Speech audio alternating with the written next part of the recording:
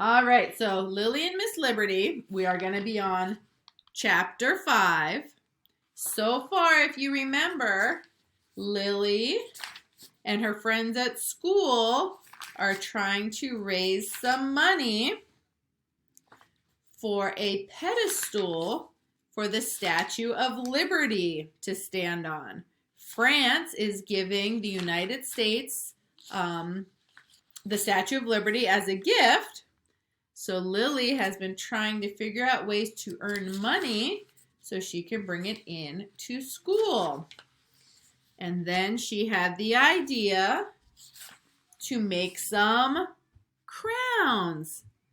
So she made some crowns, and then her and her friend tried to sell them. And they sold a lot of them. So now we are on chapter 5. It is called The Fund Grows Bigger. And the fund, that's how much money that you have or how much money you've earned. And I'm trying to think. I forget how much they made. $1.35. So that's how much money they have so far. So let's listen. Chapter 5, The Fund Grows Bigger. Lily could hardly contain her excitement as she headed for school Monday morning. Pinned on her dress was the little purse Mama had given her to carry all the money, $1.37. When she arrived at school, she spotted Rachel waiting for her on the sidewalk, wearing her crown.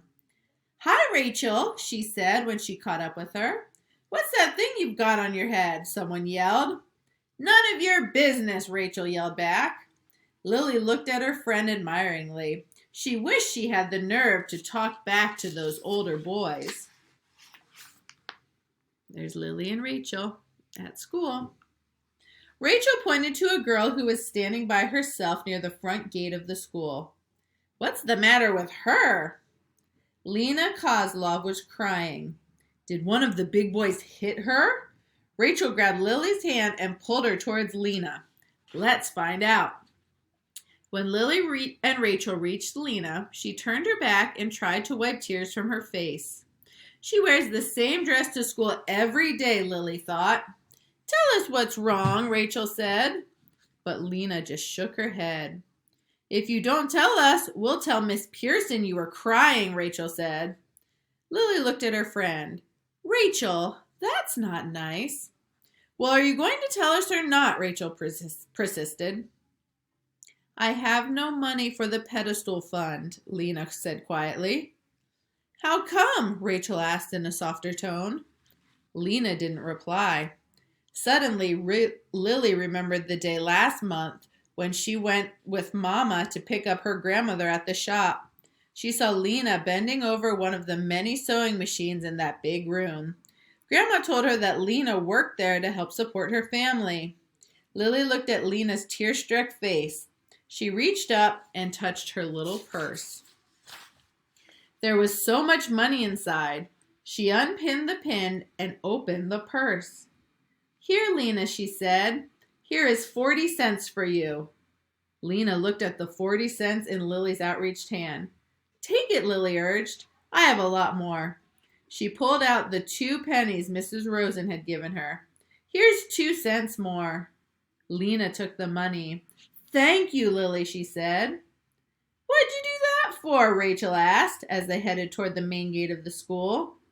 Lily was silent. She was thinking about how she felt last Friday when she had no money to give to the pedestal fund. The first bell rang and the children began forming lines in front of their teachers. The 2 girls scooted in line before Miss Pearson. When everyone had gathered, the children filed silently into the school and to their classroom. Lily slipped quietly into her seat.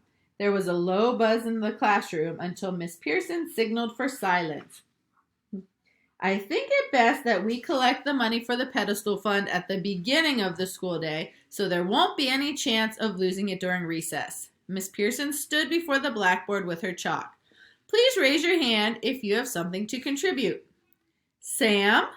30 cents, Miss Pearson." Miss Pearson wrote 30 on the blackboard. She turned around and looked at the children. "Rachel?" Rachel raced up the aisle. 3 dimes and a nickel, she yelled. Miss Pearson wrote 35 under the 30. She turned around again. Lena? Lena walked up to the front of the class. 42 cents, she said quietly.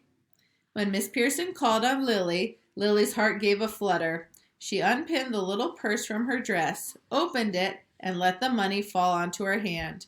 Then she walked up the aisle and handed it to Miss Pearson.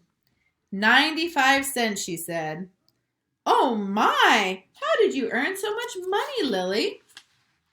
Rachel pulled the crown from inside her desk and put it on. She made these, she said, pointing to her head. Miss Pearson smiled. Why, it looks just like Miss Liberty's crown. Was this your idea, Lily? And here you can see the kids in school, and they're showing the crown to the teacher. Yes, but my grandmother and mother helped me make them. Well, perhaps we can include a crown when we send our contributions for the pedestal fund to Mr. Pulitzer's newspaper.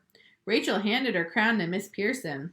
Take this one, she said. Lily can make me another. First, the children added all the numbers on the blackboard. Then they added together all the money they had earned last week.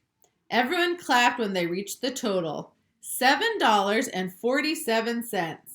Now we will write Mr. Pulitzer a letter, Miss Pearson said, and maybe he will print it in the newspaper. Let's tell him that since the children of France helped pay for the statue, we wanted to help pay for the pedestal, suggested Rachel. Miss Pearson told the children that she would deliver the letter and the money and the crown to the newspaper herself. That evening, when everyone was sitting at the kitchen table having supper, Lily asked, Grandma, do you remember that girl I know that works in your shop? Grandma paused for a moment. Yes, she said.